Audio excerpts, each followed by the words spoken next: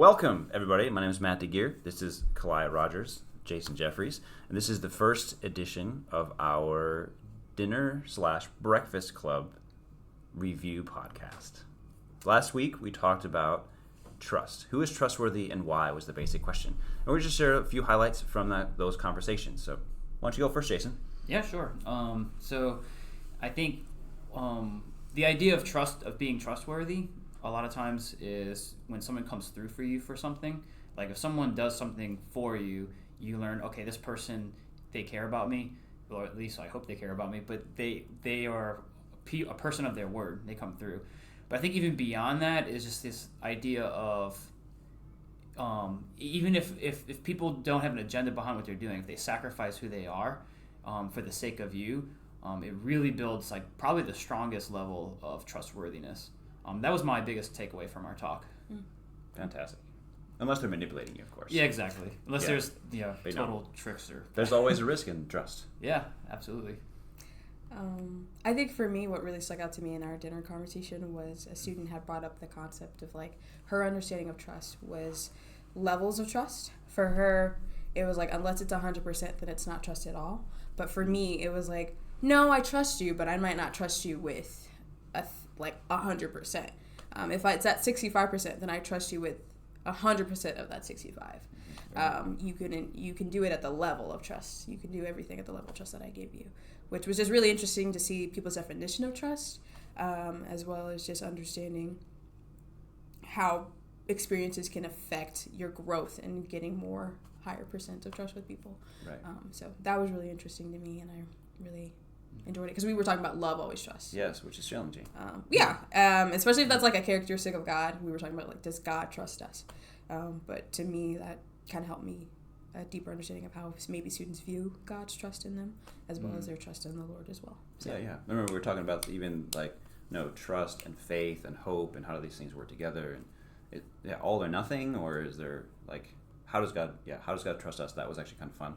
But hard to answer. Yes. It was really challenging to respond to that because people get manipulated, people get abused, and then as followers of Jesus are called to forgive those who abuse them and to love their enemies. So if love always trusts, so I love the person who's going to like stab me in the back. I mean, I trust them. Like I love them, I'll do good for them, but how do I trust them? And it's a really challenging question to answer, and I don't know exactly how to answer that question. Honestly, I'm still wrestling with it a little bit. But I think I wish I was a Greek scholar, and maybe someday we'll ask someone who is a Greek scholar.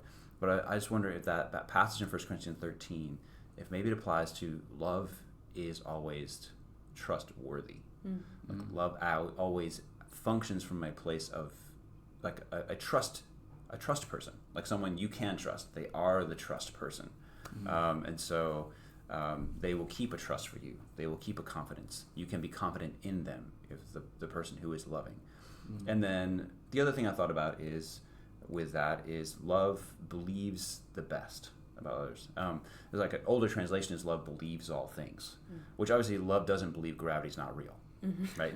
Love, so it doesn't mean nonsense. But so if you're starting, or someone's late for a meeting, or someone says something that hurts your feelings, like love always trusts. So love, until it's proven wrong, says, I'm misunderstanding this. There's something else going on behind the scenes. I don't get it. I think that's my best capacity, my best ability or approach, or whatever word I'm trying to say, to trying to understand love always trusts. But we also talked, one of the things that I guess popped out to me, there were some other fun, like nerdy things about like, trust and economic development and whatnot. But we talked about how media and the proliferation of media and social media leads potentially to the lack of trust in institutions. And it had me thinking a little bit, like people trust politicians less than they ever have, for sure. And not just politicians, lots of other people, but like Congress is trusted in the United States at like an 8%. Like 8% of people really trust Congress. Which, of course, really trusting Congress, like, how would you ever do that? I don't know. But it's really, really low. But one thing I was thinking about is our culture has radically individualized, right? And so then, you have this proliferation of social media influencers and social media outlets and media news outlets and so forth.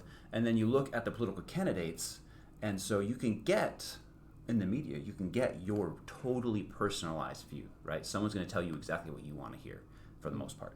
Like they're going to say it the way you want it to be said, in your vernacular, from kind of your perspective and similar to your social background and viewpoint, economic class, race, whatever. You can get all of that. But when it comes to a political candidate, they are just who they are. Mm-hmm. And so you hear people saying all the time, nobody's representing me. Mm-hmm. And I think what that used to mean is, you know what, no one's representing my group well. Mm-hmm. And so then they would look for somebody else, and you could maybe find somebody else who might represent your group well. But I think a lot of times we're looking for someone, myself included, looking for someone who represents me well. And if I look for a political candidate that represents me, the only person I can vote for is me. Like, there's nobody else I would trust to be me but me. And so I think that's just something to chew on a little bit as we, move into, voting season's coming up. How do we look at candidates? How do we judge candidates? How do we talk about candidates? I'm not saying you should trust any particular candidate at all. But if we're just looking for someone to represent me the individual, we're going to be setting ourselves up for failure. We're setting ourselves up for division. So let's just think a little bit bigger. Politics is a communal experience, and so we need to think in communities rather than individuals all the time. And then also trying to be that person who always trusts, like give people the benefit of the doubt, because that's the way of love. If you call yourself a follower of Jesus, especially, like I think everyone should do it, but especially followers of Jesus, because that's what you're supposed to do. That's what you're called to do. And then how are you potentially building trust by being a person who's willing to sacrifice when there's maybe nothing in it for you? Do you actually put yourself out there for the sake of others, so that you become a trustworthy person? Even if nobody ends up trusting you, you are a trustworthy person. That is a life worth living. Thanks for listening to us go on a little bit about being trustworthy, and hopefully you trust us enough to see us next week. Take care.